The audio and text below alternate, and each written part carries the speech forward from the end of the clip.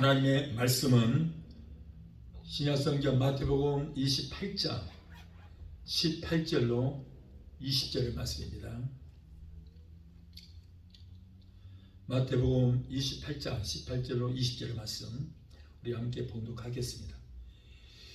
예수께서 나와 일러 가라사대 하늘과 땅의 모든 권세를 내게 주셨으니 그러므로 너희는 가서 모든 족속으로 제자를 삼아 아버지와 아들과 성령의 이름으로 세례를 주고 내가 너희에게 분부한 모든 것을 가르쳐 지키게 하라.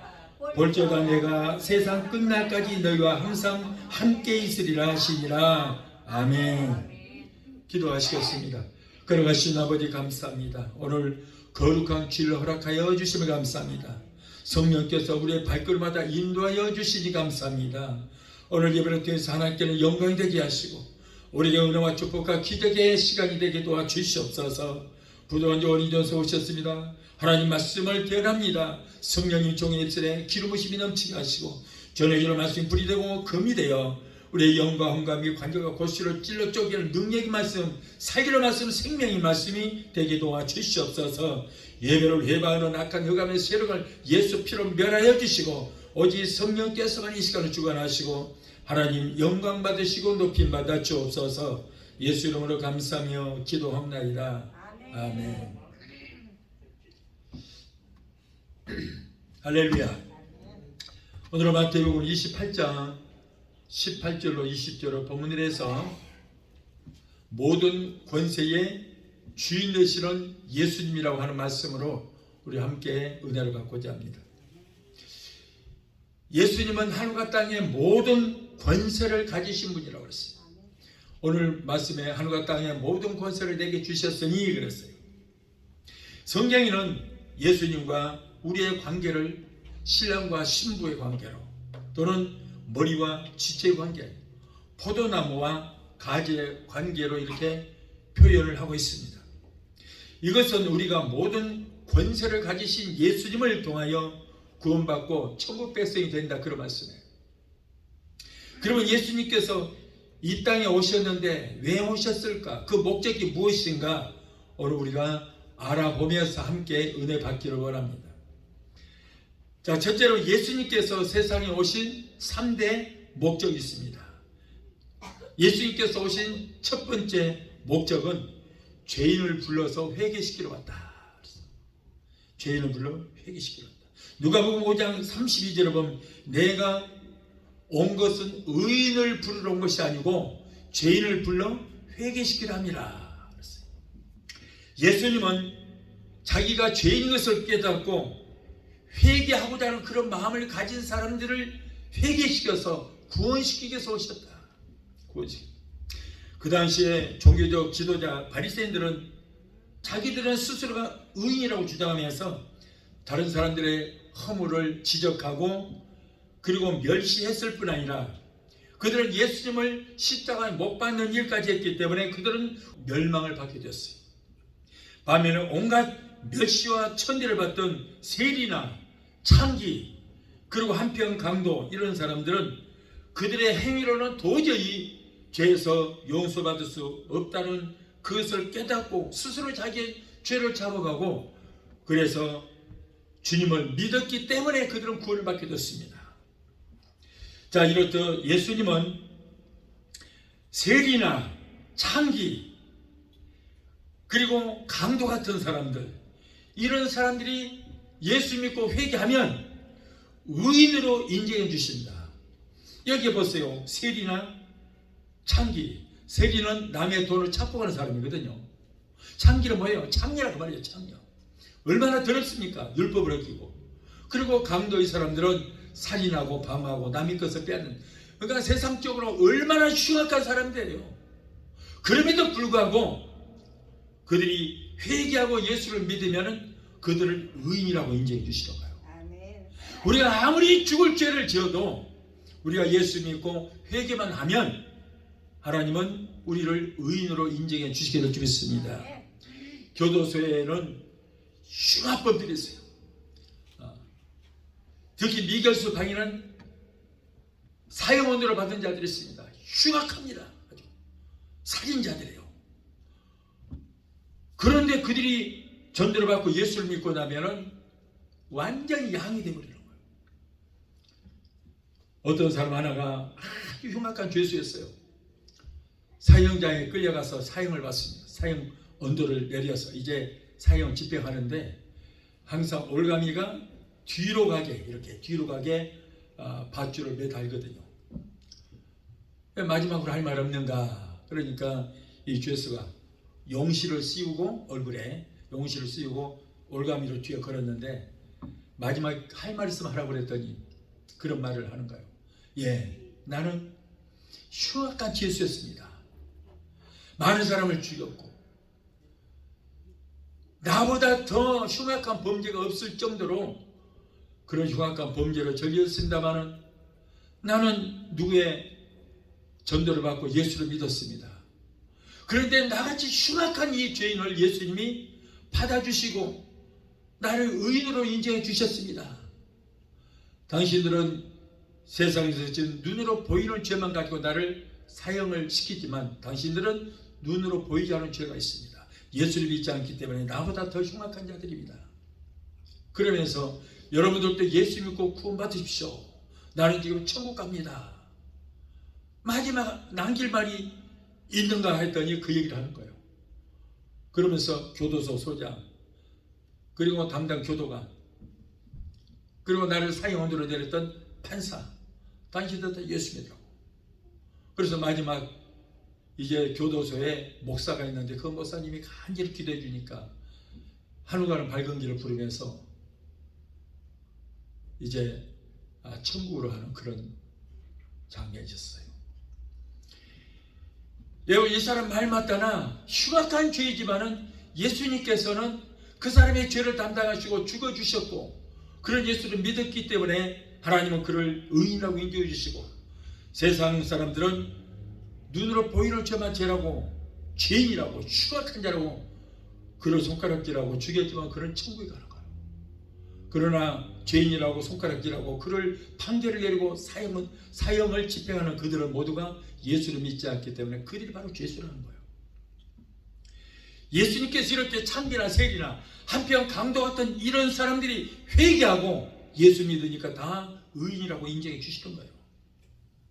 그러나 지위가 높은 사람들, 대통령 이런 사람들도 아무리 훌륭하고 유명한 사람일지라도 예수를 믿지 않으면 하나님 앞에 죄인인 것입니다. 천하에 죽일 죄인밖에 안 돼요. 예수님은 이와 같이 죄인된 자들을 구원하시기 위해서 이 땅에 오셨다. 하나님 앞에 자신이 죄인임을 인정하고 회개할 때에 구원받고 천국 백성이 된 줄 믿습니다. 또 예수님이 세상에 오신 두 번째 목적은 자기 목숨을 대속물로 주시러 오셨다. 마태복음 20장 28절에 인자가 온 것은 섬김을 받으려 함이 아니요 도리어 섬기려 하고 자기 목숨을 많은 사람의 대속물로 주려 하심이라 라고 했습니다. 또한 디모데전서 2장 6절에 그가 모든 사람을 위하여 자기를 속전으로 주었으니 라고 했습니다. 자, 이렇듯 예수님은 우리의 죄 때문에 예수님께서 자기 목숨을 우리 대신 내어 주신 거예요. 하나님의 자녀였던 우리는 아담의 범죄 이후로 모두가 다 내 죄와는 상관이 없이 우리가 다 죄인이 되어버린 거예요. 그래서 자기 몸을 예수님께서는 우리를 살리시기 위해서 대속물로 주시기 위해서 오셨다. 그래서 범죄 이후 모든 사람들은 다 죄인이 되었습니다. 그러나 예수님이 우리의 죄값을 치르기 위해서 자기 몸을 대속물로 주셨기 때문에 우리는 다시 죄인이 아니라 하나님의 아들, 딸이 되게 된 줄 믿습니다. 또한 예수님께서 세상 오신 세 번째 목적은 풍성한 생명을 주시기 위해서 오셨다고 그랬어요. 요한복음 10장 10절에 도적이 오는 것은 도적질하고 죽이고 멸망시키려 하는 것뿐이요 내가 온 것은 예수님이 오신 것은 양으로 생명을 얻게 하고 더 풍성히 얻게 하려 하시니라. 여기서 도적은 우리의 영혼과 건강과 가정의 행복과 우리의 재산을 도적질하고 생명까지도 빼앗아가는 악한 원수 마귀의 귀신들이에요. 그리고 이 도적이 마귀가 오는 것은 뭐예요? 우리의 영혼을 도적질하고 죽이고 멸망시키기 위해서 왔다라고 하는 거예요. 그러나 예수님은 양으로 오셨어요. 하나님의 어린 양으로 오셨고 예수님을 믿는 신자로 생명을 더 풍성하게 주시기 위해서 오셨다 그랬어요. 우리가 예수님을 믿기 전에는 저주받은 생명이었지만 그러나 예수님을 영접한 이후로는 저주받은 인생이 아니에요. 시한부 인생이 아니라 영생을 얻은 영원한 생명을 얻은 인생인 줄로 믿습니다. 그래서 마태복음 7장 17절에 좋은 나무마다 아름다운 열매를 맺고 못된 나무마다 나쁜 열매를 맺는다 라고 말했듯이 예수님을 통해서 영생을 얻은 사람은 자꾸 번식해 갑니다. 가족과 친지와 이웃을 통해서 풍성한 생명의 열매를 맺도록 하기 위해서 주님이 오셨다. 다시 말해서 나는 이제 새 생명을 얻었기 때문에 나만 구원받고 나만 영생을 얻은 것이 아니고 우리의 가정과 가족과 이웃, 친척, 주변에 있는 사람들에게 그 하나님의 은혜를 자꾸 전달해서 그들도 우리의 전도의 열매를 맺혀서 그들도 살게 하게 하기 위해서 예수님이 오셨다 그런 말이에요. 자, 둘째로 예수님의 보혈에는 4대 능력이 있습니다. 예수님께서 나를 위해서 흘리신 대속의 피를 보배로운 피라 그래서 우리는 보혈이라 그래요. 어떤 분은 그래 보혈의 피라 그러는데 그거는 맞는 소리가 아니에요. 마치 서울 역전압하고 똑같아요. 역전이나 역압이나 똑같은 말인데 반복이잖아요. 그러니까 보혈의 피가 아니고 그냥 보혈이에요. 아니면 예수 피만 피지 보혈의 피는 아닙니다. 똑같은 말이에요. 자, 예수님의 보혈은 우리의 죄를 사하시는 능력이 있다. 피 흘림이 없이는 죄사함이 없다고 그랬어요. 이것은 죄값은 사망이며 우리의 죄는 어떤 종교나 행위로도 해결될 수 없습니다. 어떤 대가를 지불하고도 해결할 수 없어요. 그러나 오직 내 죄를 대신하여 죽으신 예수 그리스도의 피로만이 죄사함을 얻을 수 있어요. 예수님의 피로만이 우리가 죄 씻음을 받을 수 있다는 것은 왜 그래요? 죄사선 사망이 있기 때문이다. 죄사선 사망이기 때문에 내가 내 죄 때문에 내가 십자가에 죽어야 되는데 나 대신 예수님께서 죽어주신 거예요. 대속의 피를 흘려주신 거예요. 그래서 나를 위해서 대신 피를 흘려주신 예수 피만이 나를 구원할 수 있다. 그래서 성도는 예수님의 피를 의지하여 지극히 작은 죄라고 할지라도 철저히 회개할 때 죄를 한 번도 짓지 않은 것처럼 용서받은 의인으로 하나님이 인정해 주시는 거예요. 오늘 많은 사람들이 뭐 큰 죄만 죄라고 여기고 그것만 회개하지 남을 미워하고 시기하고 질투하고 작은 죄는 죄라고 여기지 않고 회개 안 해요. 그런데 잘못 알고 있어요. 여러분, 우리가 행동으로 짓는 죄는 예수님께서 이거는 허물로 얘기해 주시는 거예요. 허물로. 그러나 진짜 무서운 죄는 뭐냐면 마음으로 짓는 죄예요. 우리가 남을 미워만 해도 뭐예요? 예수님 뭐라고? 살인자라고 해요. 살인자. 너는 이미 살인했다. 우리가 마음으로 음욕만 품어도 예수님 뭐라고 그래요? 너는 이미 간음했다. 간음자야. 그러므로 우리가 마음으로 생각으로 입술로 지은 거 남이 알지 못하는 이런 죄도 오히려 하나님은 더 크게 여기시는 거예요. 우리가 행동으로 짓는 죄는 허물로 여기시나 눈에 보이지 않는 하나님은 다 알고 계시거든요. 그런 죄는 하나님께서는 정말 큰 죄로 여기신다. 그러니까 사람들은 남을 죽이고 뭐 큰 잘못을 한 거 이것만 죄라고 여기고 그것만 회개하지 정말 이렇게 진짜 큰 죄 마음으로 생각으로 입술로 범죄한 것은 회개치 않은데 그게 잘못된 거예요. 이런 죄라도 철저히 회개할 때 우리 주님께서 용서하시고 우리가 죄를 한 번도 지지 않은 것처럼 인정해 주시고 용서받은 의인으로 여겨주시게 될 줄 믿습니다. 에베소서 1장 7절에 우리가 그리스도 안에서 그의 은혜의 풍성을 따라 그의 피로 말미암아 누구의 피? 예수 피로 말미암아 구속 곧 죄사함을 받았다. 그러니까 예수 피가 우리를 구원하는 거예요. 왜냐하면 예수 피를 흘려서 우리의 죄값을 지불했기 때문에 그렇기 때문에 우리가 예수 피를 의지해서 예수 피로 목욕을 맑게 해야 내 죄가 씻음을 받게 되는 거예요. 자, 이 말씀은 뭐예요? 이 말씀은 예수 피로 값을 지불하고 사셨다. 자, 저 같은 경우 원래가 마귀의 백성이었어요. 마귀가 내 아버지인 줄 알고 아버지하고 쫓아다녔어요. 그래서 못된 짓을 한 거예요. 그런데 하나님께서 아들의 피, 예수의 피로 값을 지불하고 마귀에게서 나를 사신 거예요. 그래서 예수 피로 맑게 목회시켜 주신 거예요. 그러면 나는 누구의 소유예요? 누구의 소유예요? 하나님의 소유. 왜? 아들의 피로 값을 지불하고 사셨기 때문에. 그래서 우리는 하나님의 소유, 마귀의 소유가 아니에요. 하나님 거예요. 그래서 내 주인은 하나님이에요. 그래서 우리 주인의 말씀에 순종하며 살아야 돼요. 시킨 대로 살아야 돼요. 나는 내 몸을 내 마음대로 할 수 없어. 왜? 내 주인은 하나님이기 때문에요. 얼마나 감사해요. 마귀의 소유가 되면 얼마나 비극적입니다. 그 더럽고 추한 마귀의 소유라면. 그러나 천상천하 모든 마음으로 만드시고 그 것들의 모든 주인 되시는 하나님의 소유가 됐다니 얼마나 감격하고 감사할 일입니까? 요한 1서 1장 10절을 보면 그 아들의 피가 우리를 모든 죄에서 깨끗하게 하실 것이요. 오직 예수 피예요. 예수 피만이 우리를 깨끗하게 할 수 있어요. 빌립보서 4장 3절에 예수님의 피로 영원한 죄사함을 받은 의인들아 기뻐하라. 예수 피로 구원받은 자들은 의인이 됐다는 거예요. 누가 그래요? 하나님이 그러신 거예요. 의인들아 기뻐하라. 우리는 예수 피로 구원받은 용서받은 의인인 줄 믿습니다. 그러므로 우리는 죄인이에요? 아니에요? 죄인 아니에요. 네. 그래서 기뻐하라는 거예요.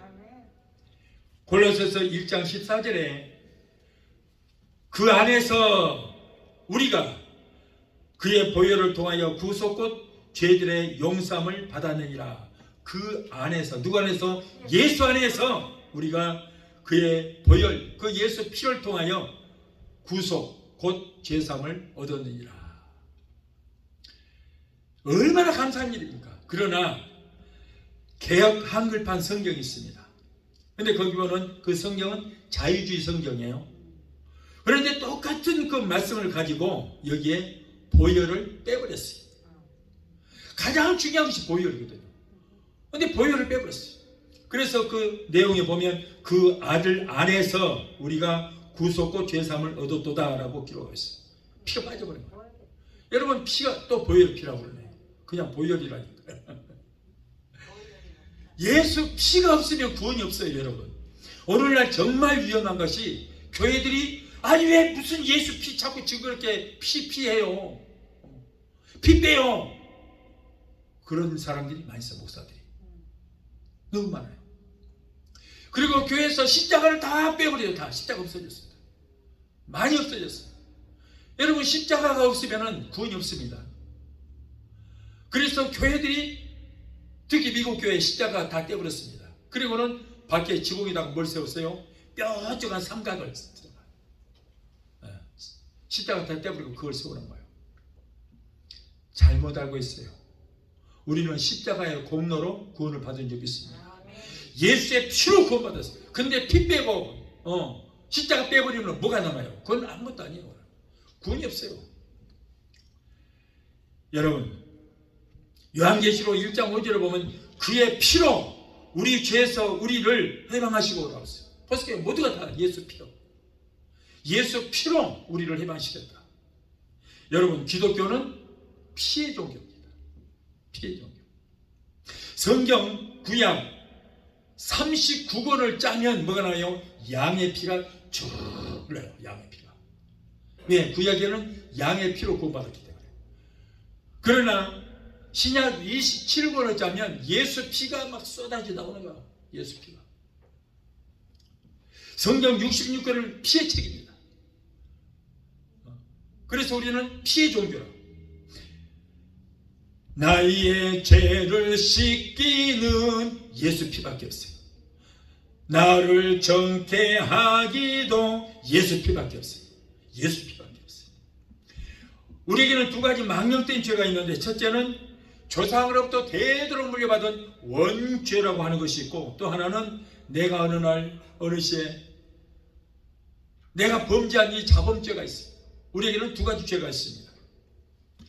원죄라고 하는 것은 무엇인가? 아담이 하나님의 법인 선악과를 따먹지 말라, 먹는 날에 내가 정령 죽으리라는 원시 계약을 주셨어요. 이것이 하나님께서 이 땅에 첫 번째 주시는 율법이에요. 계약이에요.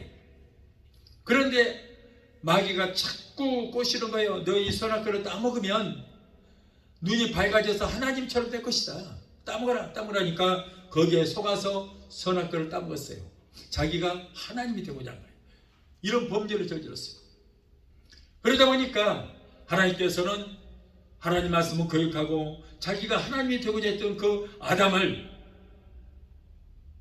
하나님께서 큰 죄를 내리신 거예요. 저주를 내리신 거예요. 그리고 아담을 위해서 지음받은 모든 자연 만물, 여러분이 모든 만물을 아담을 위해서 지으셨잖아요. 그런데 아담이 범죄하니까 아담을 저주하시고 아담을 위해서 지음받은 모든 자연 만물이 다 저주를 받았어요.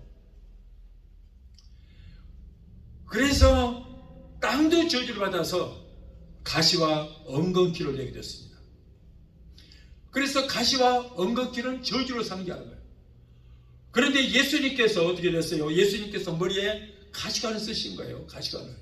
어떤 사형수도, 예수님 양편의 강도들도 머리에 가시관을 쓰지 않았는데 예수님만이 가시관을 쓰신 것은 첫 번째 아담이 범죄함으로 이 땅에 저주가 임하였고 그것 때문에 원죄가 생기고 저주가 임하였는데, 둘째 아담으로 오신 예수님이 첫째 아담으로부터 내려온 그 저주를 속량하시기 위해서 그 저주인 가시관을 쓰신 거예요. 그래서 가시관은 바로 저주를 상징하는 것이다. 그래서 여러분 머리에 가시관을 쓰신 예수를 믿음으로 우리의 모든 원죄와 저주가 속량함을 받게 된 줄 믿습니다. 그래서 우리는 원죄가 사함을 받게 된 거예요. 여러분 천국 가고 지옥 가는 것은 바로 이 원죄가 문제예요. 자범죄는 회개만 하면 돼요. 그러나 원죄는 회개도 소용이 없어요. 예수 안 믿는 사람이 아무리 회개해도 소용이 없어요. 그러나 여러분 우리가 예수만 믿어버리면 원죄는 떠나가고 죄에서 사심을 받아서 천국 백성이 되게 된 줄 믿습니다. 자범죄 때문에 천국 못 가는 것이 아니에요. 이 원죄 때문에 그래요. 원죄. 그래서 이 원죄 때문에 우리가 저주를 받게 되고, 그래서 원죄의 문제를 해결하신 예수를 믿어버리면 원죄에서 사함을 받고 구원을 받아요. 천국 가게 되는 거예요. 그러나 원죄를 위해서 머리에 가시관을 쓰신 예수를 믿지 않으면 원죄는 끝까지 남아서 그것 때문에 지옥 가게 되는 거예요. 저주도 그대로 남아있는 거예요. 그리고 자범죄가 있는데, 자범죄는 우리가 회개만 하면 7번씩 70번이라도 용서해 주시게 될 줄 믿습니다. 그러다 보니까는 아이고 또 죄 지어도 뭐 회개하면 내일 회개하면 되지 뭐 그럼 오늘 죄 짓자, 그건 아니고요. 예. 죄라고 하는 것은 뭐냐면 관역판이 있는데 활로 쐈어요. 관역판을 향해서 화살을 쐈더니 이게 빗나가는 것이 죄고, 회개라고 하는 것은 빗나가는 화살이 바로 나가서 정통으로 관역을 맞추는 거예요. 회개예요.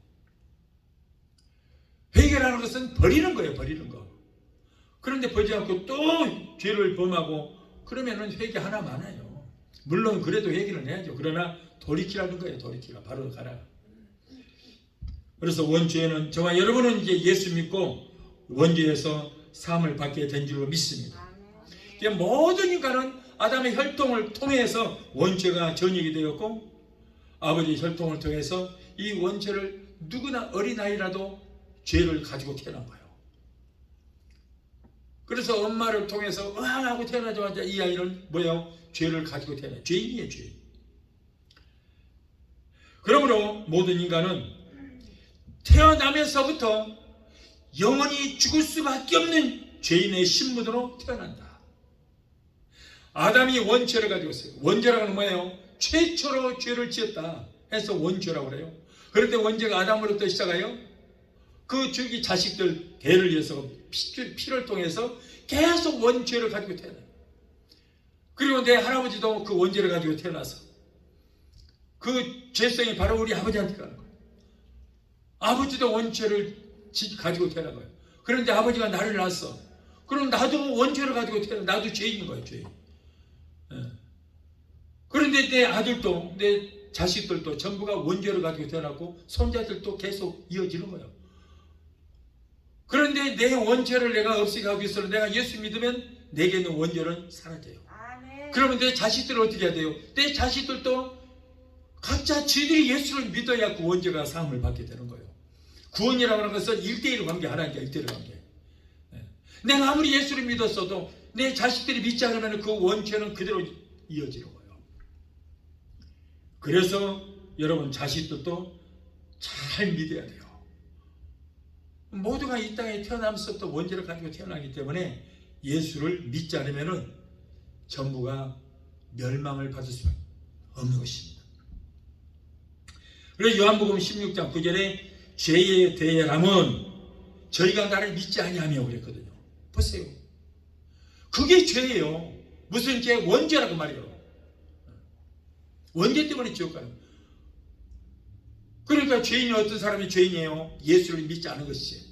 머리에 가시관을 쓰시고 식당에서 내가 다 이뤘다. 너의 원죄의 문제, 저주의 문제를 다 이뤘다고 선포하신 예수를 믿지 않기 때문에 원죄가 그대로 남아있는 거예요.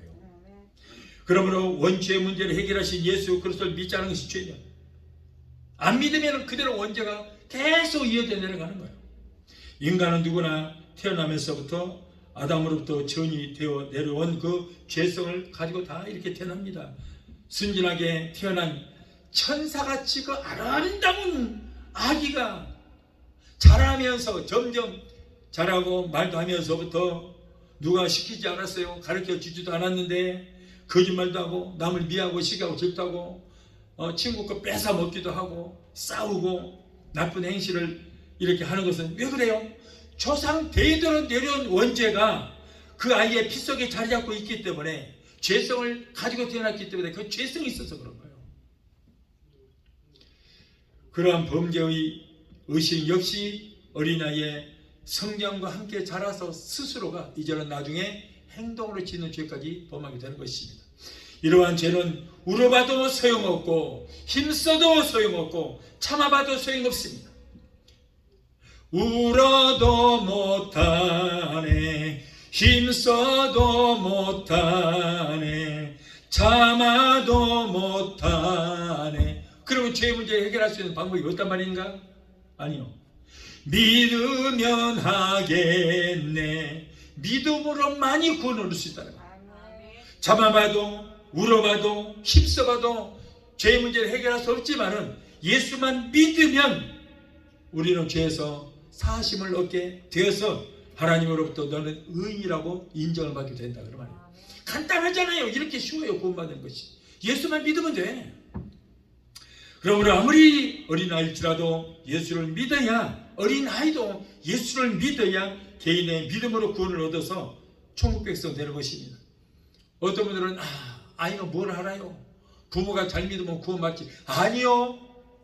구원의 문제는 나와 하나님과의 1대1 관계, 개인의 문제예요. 내가 아무리 예수를 잘 믿어도 내 믿음 가지고 내 가족들이, 자녀들이 구원받는다? 그런 것은 없습니다.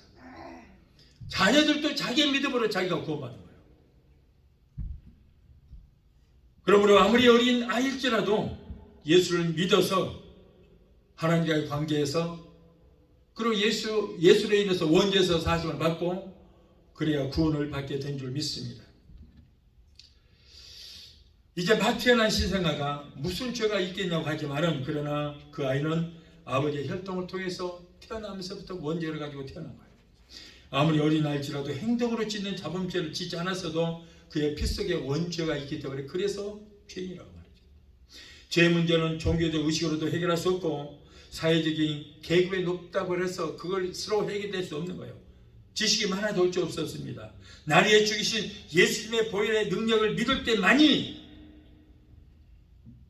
하나님 앞에서 원죄와 매일 마음으로 생각으로 입술로 행동으로 입술로 짓는 그 자범죄까지도 사심을 받게 되는 것입니다. 또한 예수님의 보혈에는 화평케 하는 능력이 있다. 에베소서 2장 14절에 그는 우리의 화평이시니라. 둘로 하늘을 만드사 중간에 막힌 담을 허시고 라고 했습니다. 이것은 이사야서 59장 1절 2절을 보면 여호와의 손이 짧아 구하지 못하심도 아니요 귀가 둔하여 듣지 못하심도 아니라 오직 너의 죄악이 너희와 너희 하나님 사이를 내었고 너희 죄가 그 얼굴을 가리워서 너희를 듣지 않으시게 함이라고 말한 것처럼 하나님과 인간 사이에는 죄악이 담이 가로막혀 있어. 이러한 죄악이 담이 나와 하나님과의 그 사이를 막아놓았고 그래서 만날 수 없었어요. 그리고 기도를 해도 죄악이 담이 딱 가로막고 있기 때문에 기도가 상달이 안 되는 거예요. 하나님 앞에. 그 죄악의 담 때문에 우리가 하나님과 왕래할 수 없는 것을 예수님께서 십자가에서 이 죄악의 문제를 해결하심으로 죄악의 담을 헐어버렸기 때문에 둘이 하나가 되는 하나님과 우리와 하나가 되는 그런 화평의 역사를 이루시게 된 것입니다. 그래서 에베소서 2장 15절에 보면 원수된 것 곧 의문에 속한 계명의 율법을 자기 육체로 폐하셨으니 이는 이 둘로 자기 안에서 한 세 사람을 지어 화평하게 하시오. 종교적인 입장에서 볼 때 율법은 613가지를 하는데 그 율법과 계명은 죄를 범한 인간과 하나님과 관계를 가까이 하는 것이 아니고 하나님께서 우리에게 주신 것 율법이 오히려 하나님과 우리 관계를 벌려놨어요.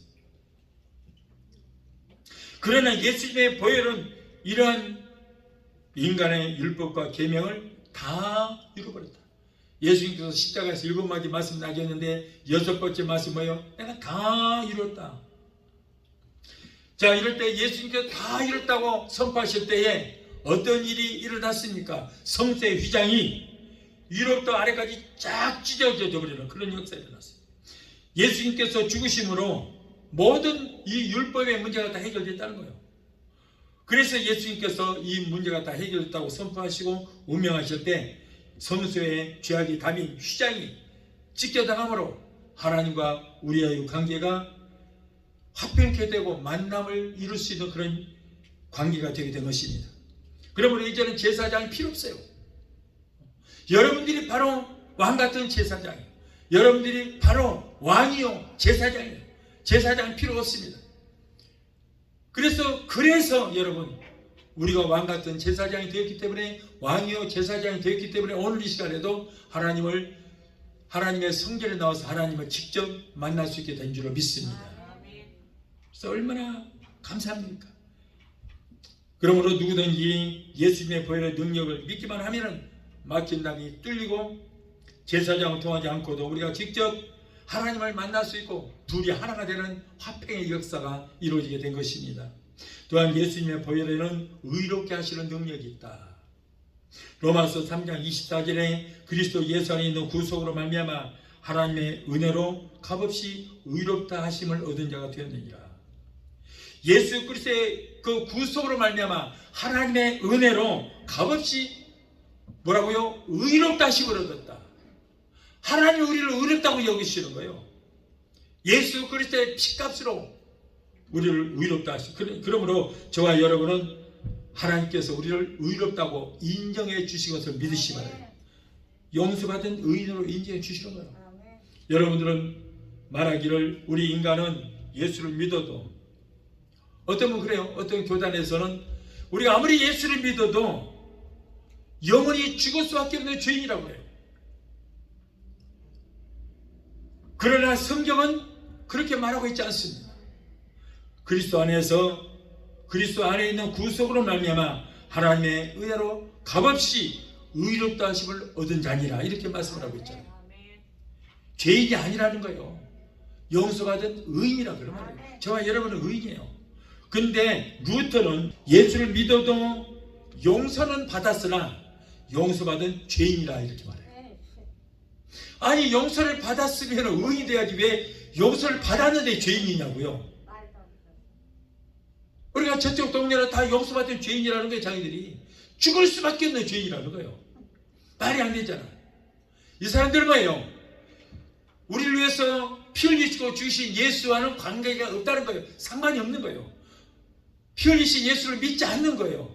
우리 예수의 죽음은 죽음이고 그 예수 죽은 예수하고 나하고 상관이 없다는 거죠. 그러니까 용서는 받았는데 여전히 죄입니다. 그러니까 그분들은 대화해보세요. 우리는 영원히 죽을 수밖에 없는 죄인이라고 그래요. 의인이란 말 안 해요. 절대 안 그래요. 성경에 없는 말을 루터가 이 말을 했다고 그래갖고 그 말을 믿고 성경보다 더 루터 말이 권위가 있습니까? 아니요. 성경 그렇게 말하고 있잖아요. 다 이렇게 어렵다고 여기시라고 그랬잖아요. 의인이라고 그러잖아요. 로마서 3장 22절로 24절을 보면 곧 예수 그리스도를 믿음으로 말미암아 모든 믿는 자에게 미치는 하나님의 의인이 차별이 없느니라. 모든 사람이 죄를 범하였음에 하나님의 영광에 이르지 못하더니 그리스도 예수 안에 있는 구속으로 말미암아 하나님의 은혜로 값없이 의롭다 하심을 얻는 자니라. 보세요. 하나님 우리 보고 의롭다고 그러잖아요. 그런데 성경에도 없는 말이 자기 생각으로 루터라는 사람은 용서받은 죄인이다 이렇게 말하고 있어요. 여러분 천국 누가 갑니까? 의인이 갑니다. 그런데 성경 뭐라고 그래요? 의인은 없나니 하나도 없다고 그랬어요. 그렇기 때문에 용서받은 의인이 갈 수 있다는 거예요. 저와 여러분은 어마어마한 죄를 지었지만 그러나 예수 그리스도의 보혈의 능력으로 말미암아 용서받은 의인이 되었고 하나님께서 그래서 아들이라고 불러주시고 그래서 우리가 하나님을 아버지라고 부를 수 있는 거예요. 왜? 내가 용서함을 받았기 때문에 우리를 의인으로 인정해 주시고 하나님의 아들, 딸로 인정해 주시기 때문에 여러분 우리는 아버지라고 부를 수 있습니다. 만일에 죄인이라면 의로운 자가 되지 않았다면 어떻게 하나님을 감히 아버지라고 불러요? 어떻게?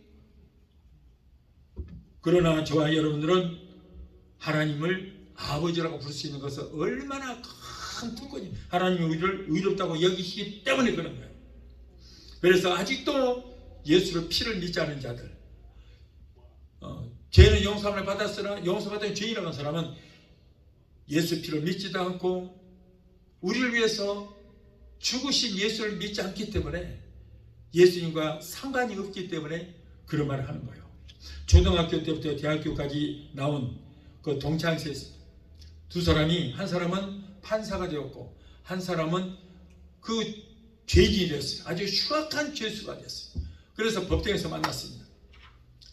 동창생인 판사가 비고 당신은 언제 몇 년도 몇 며칠 무슨 죄를 범했기 때문에 당신에게 7,000불의 벌금을 물린다. 그리고 그 7,000불을 내지 못할 경우는 27년이라는 세월을 당신은 감옥살이를 해야 된다라고 형을 확정을 시켰어요. 그러자 그 범죄자인 친구는 이빨을 뿌득뿌득 갈면서 친구지간에 네가 감히 나를 이렇게 형벌을 내려? 내가 27년 살고 나와서 너와 네 가족들을 내가 몰살을 시켜버리겠다고 부르짖는 거예요.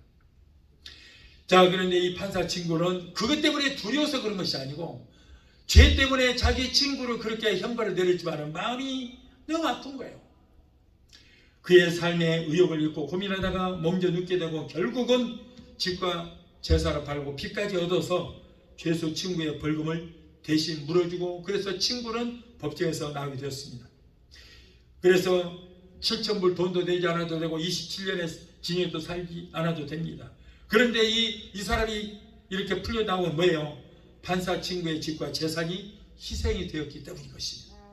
마찬가지로 우리도 예수를 위한 예수님의 희생으로 하나님 앞에 무죄 판결을 받게 된 거예요. 하나님의 형상대로 지음받은 인간이 모두가 심판을 받고 지옥 간다면 하나님은 있을 만해요. 그렇다고 모든 사람이 죄를 지었음에도 불구하고 다 용서해버린다면 우주의 질서는 무너지고 아마 이 세상은 지옥과 다름이 없을 것입니다. 어떤 종교에서는 가톨릭에서는 그리고 미국에 오는 목사도 그런 얘기를 해요. 지옥은 없다고 그래요. 지옥은 없다. 천국만 있다. 왜? 하나님은 사랑의 하나님인데 어떻게 그 무시무시한 지옥을 만들어서 예수 믿지 않는다고 지옥에다가 던져버리겠느냐. 하나님은 사랑의 하나님이기 때문에 지옥을 없고 모두가 다 죽으면 천국 간다. 이런 말도 안 되는 소리를 하는 사람들도 있습니다. 만일에 그렇게 되면 이 우주의 질서를 다 무너지게 마는 거예요. 예수의 희생이 다 소용없게 되버린 거예요. 하나님께서는 이렇게도 저렇게도 할 수 없는 인간의 죄 때문에 고민하시다가 이 죄값을 인간에게 물리지 않고 이 문제는 내가 해결해야 되겠다고 다짐을 하시고 그리고 예수님을 이 땅에 보내셔서 아담의 후손이 인간의 죄를 담당하고 십자가에 못 박혀 죽게 했으며 누구든지 예수의 피공로로 구원을 받기만 하면은 죄사함을 얻고 의롭다하심을 얻게 되고 하나님께서 의인으로 인정해 주실 것입니다. 우리는 피 흘리신 예수를 믿음으로 의인은 못 되어도 용서받은 의인이 된 것, 이것을 하나님께서 인정하시고 마귀도 인정하는 거예요. 또한 예수님의 보혈에는 이기게 하시는 능력이 있다. 요한계시록 12장 11절에 어린 양의 피와 자기의 증거하는 말을 인하여 저를 이겼으니라고. 우리 마음속에는 양심이라고 하는 것이 있는데, 이것은 내 속에 있으면서도 내 편을 들지 않고 자꾸 하나님 앞에 내 죄를 들추려고 정진합니다. 또한 마귀 역시 우리의 죄와 율법을 들추어내어서 인간을 괴롭히고 절망의 구렁텅이로 자꾸 몰아넣습니다. 그런가 하면 내 안에 있는 율법이 죄를 하나님 앞에 자꾸 지적질하는 거예요. 이때 이제 마음속에 양심의 재판소만 남아있기 때문에 그러나 우리가 마음으로 예수님을 영접하고 구주로 믿으면 내 안에 믿음의 재판소가 생깁니다. 자, 우리 마음속에 믿음의 재판소가 있어요. 그런데 어느 날 내 안의 재판소에서 재판이 열립니다. 그런데 재판관이 누구냐면 하나님이에요. 하나님이고 검사가 있어요. 검사가 있는데 그거는 율법이라고 하는 검사가 있어요. 그리고 변호사가 있는데 그 변호사는 예수님이에요. 율법이 재판장이 되는 하나님께 고소합니다.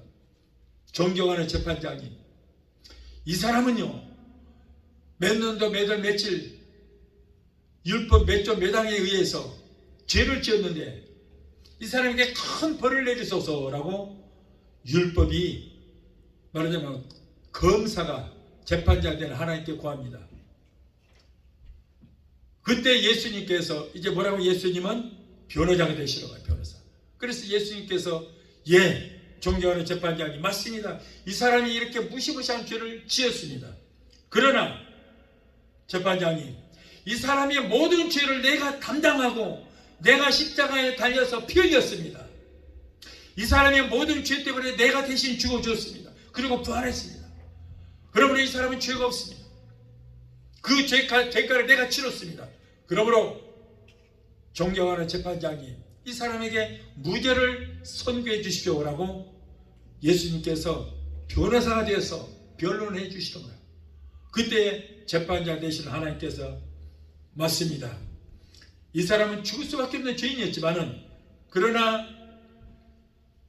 변호사 되는 예수가 이 사람의 죄를 담당하고 죽어줬기 때문에 이 사람은 무죄입니다. 죄가 없습니다. 무죄를 선포한다. 딱 판결을 내렸어요. 그러므로 저와 여러분 하나님께서 무죄라고 인정해 주시는 거예요. 죄가 없습니다.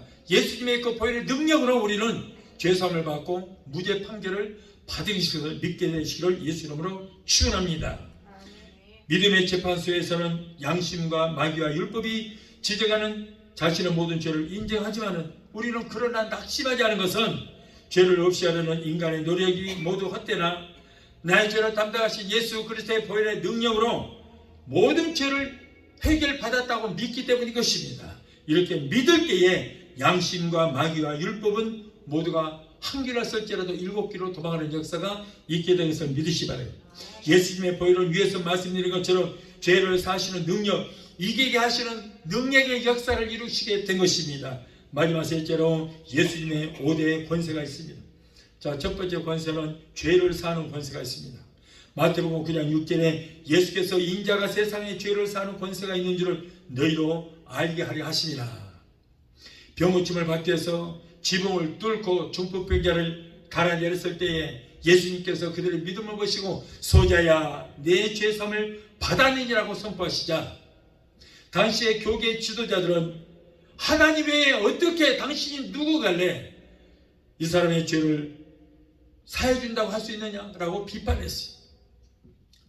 이때 예수님은 인자가 죄를 살 수 있는 권한이 있다라서 너에게 보게 하리라 하시고 소자야 내 죄사함을 받았느니라고 선포하시죠. 그러자 그 중풍병자가 벌떡 일어나더니 들 것을 들고 자기 집으로 향하여 돌아왔습니다. 보세요. 예수님께서 안수해 주는 것도 아니에요. 그 죄를 사하여 주시니까 그러니까 이 사람이 병에서 고침을 받는 역사가 일어났어요. 이럴 때 여러분, 예수님은 우리의 죄를 사하시는 능력이 있다는 거예요. 예수님만이 우리의 죄를 사할 수 있는 능력이 있는 것입니다. 또한 흑암의 권세에서 건져주시는 권세가 있어요. 골로새서 1장 13절에 그가 우리를 흑암의 권세에서 건져내사 그의 사랑하는 아들의 나라로 옮기셨다 그랬습니다. 예수님과 함께 십자가 달렸던 한쪽 강도는 일생 동안 마귀와 더불어서 그 험난한 세상을 살다가 이제 죽음의 자리에 있게 되었어요. 십자가 곧 달려 죽습니다. 분분초초 지옥으로 지금 떠내려 내려갑니다. 지옥으로 떨어집니다. 그런데 그의 마음을 돌이켜서 옆에서 죽어가는 그 예수가 바로 하나님의 아들인 것을 깨닫게 됐어요. 그래서 하나님의 아들이여, 당신의 나라 천국에 갈 때 내 영혼도 부탁합니다라고 부탁을 했습니다.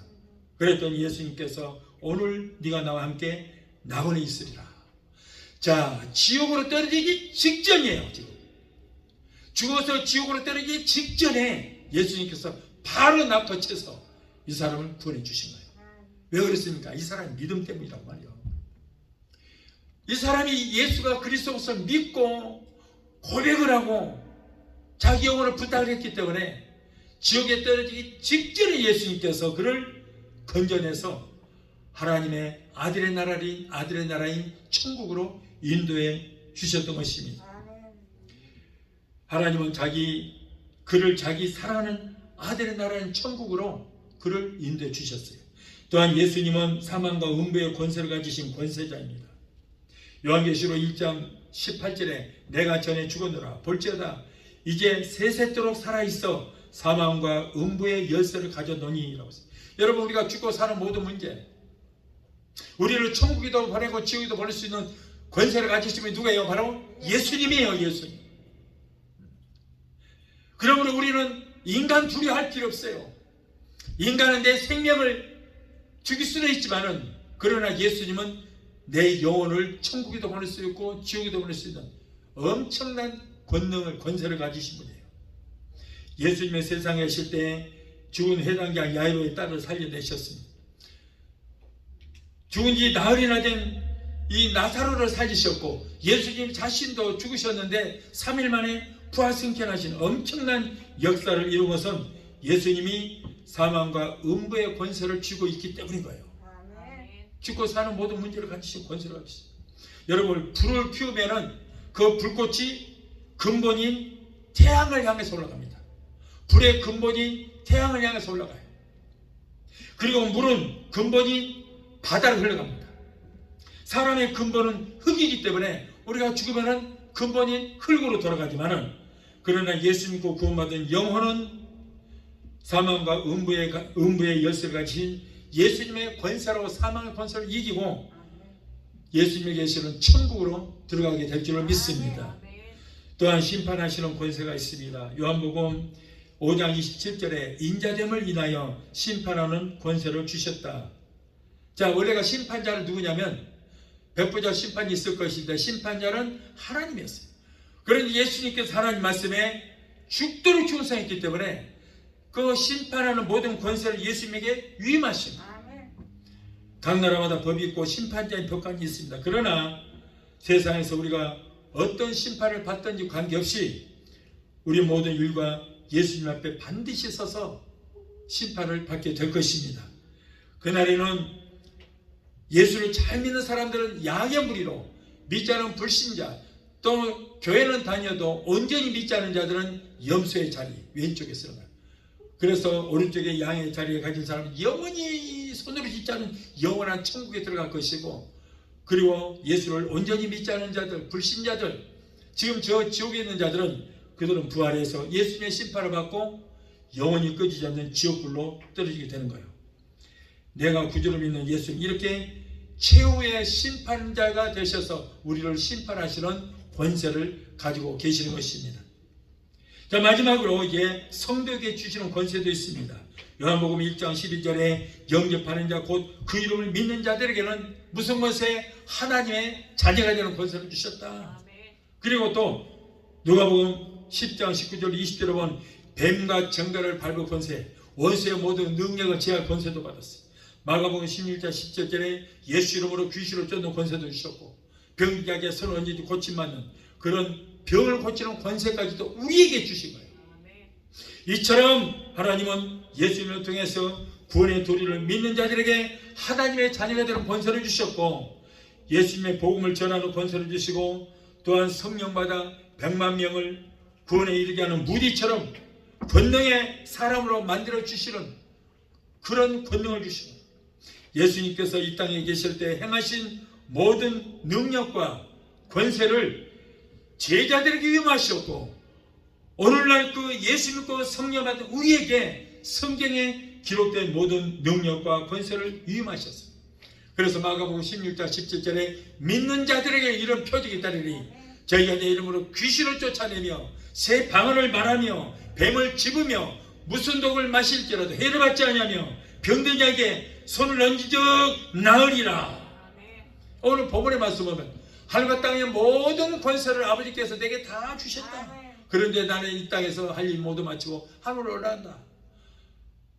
그런데 그 모든 권능을 너에게 위임한다. 그러므로 너희는 모든 족속을 제자 삼아 아버지와 아들과 성령의 이름으로 세례를 주고 내가 너에게 분부한 모든 것들을 가르쳐 지키게 하라. 볼지어다 세상 끝날까지 내가 너희와 항상 함께 있으리라 라고 말씀하셨습니다. 초대교회의 소명을 감당했던 예수님의 제자들이 오순절 마을 다락방에서 성령 받고 엄청난 능력과 기적을 행하여 많은 사람들을 살렸고 오늘날도 성령 받은 주의 종들과 예수 믿고 성령 받은 성도들을 통하여 엄청난 기적을 행하고 있습니다. 그러므로 여러분 주의 종들은 성령 받고 능력을 받아서 예수님께서 우리에게 위임하신 하늘과 땅의 모든 권세를 받으신 예수님께서 우리에게 위임하신 그 능력을 우리가 성도들에게 행하여 성도들을 살리는 역사가 일어나야 될 줄로 믿습니다. 사랑하는 성도 여러분, 이렇게 엄청난 능력과 권세를 가지신 예수님을 나의 구주로 믿고 살아가는 우리에게는 근심과 걱정 이제는 있을 수가 없습니다. 값없이 주시는 하나님 은혜에 항상 감사하고 능력 있게 날마다 승리하며 살아가는 여러분이 되시기를 예수 이름으로 축원합니다. 찬양 한 곡 하시고 기도하시겠습니다.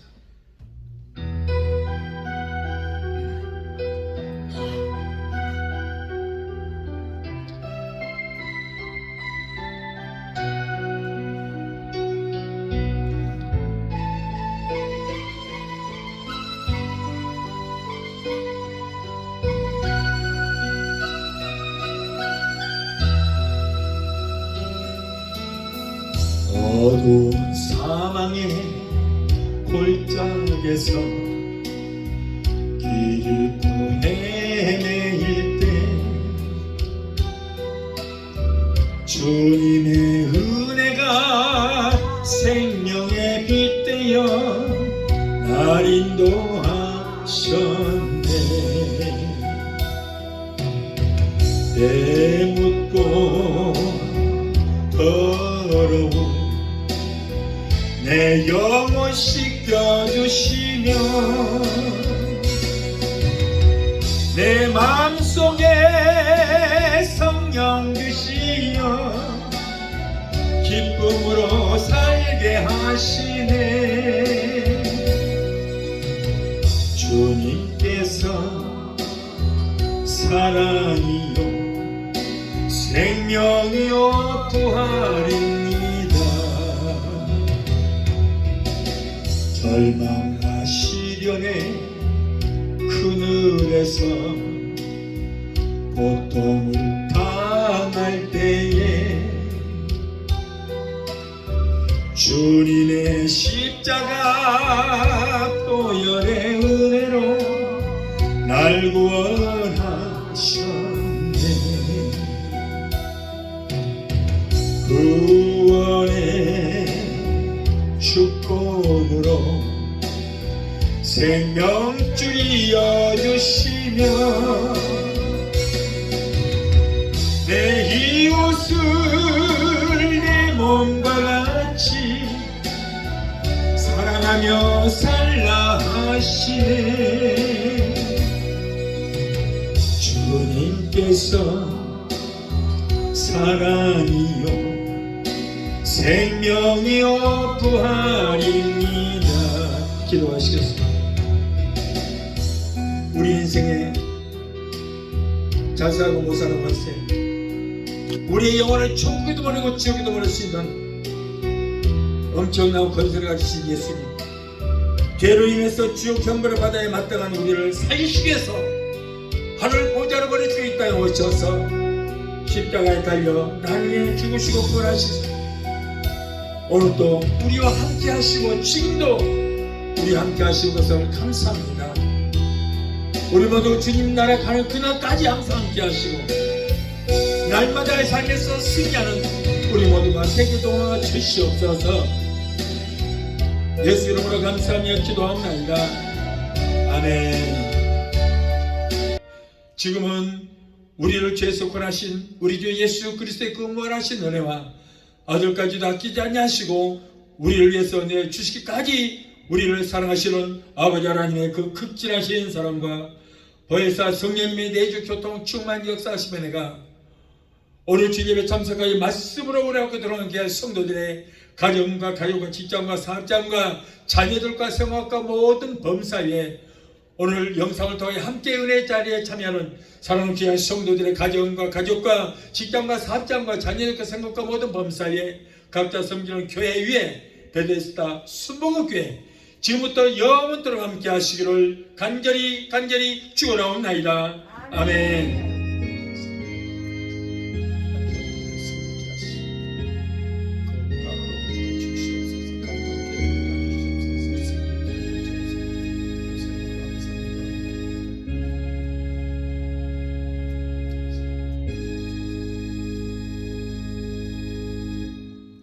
할렐루야. 하나님